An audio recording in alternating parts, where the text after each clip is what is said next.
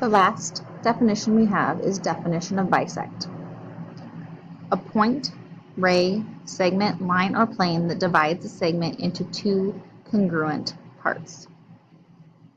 So let's look at this first example.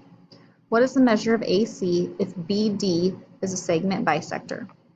So that means this point right here, B, is in the middle of the segment. And this is divided into two congruent parts. So AB is congruent to BC. Now remember, we learned that if they're congruent, they're also equal. Substituting in what we know, AB is A plus 2 and BC is 2A minus 1. Now what makes this different than midpoint is the fact that we have the word bisector. That tells us we're using this definition. Solving, I'm going to subtract an A from both sides. Add 1 to both sides. And then do you remember what property lets it switch it around? That is the symmetric property.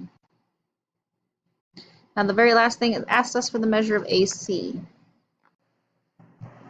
So we need to substitute this back in to find AC. So plugging it in for AB, 3 plus 2 is 5, 2 times 3 is 6, 6 minus 1 is 5, so the whole thing, AC,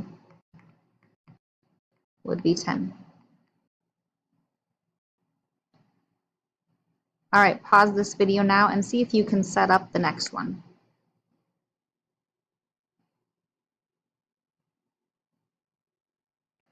Hopefully you set up your picture and it looks like this.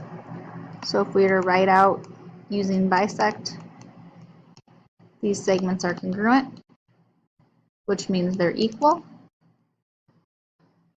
And we can substitute in our values. Take a moment, pause this, and solve. All right, you should end up with x equals 3. They asked us to find x. We did, and we are done.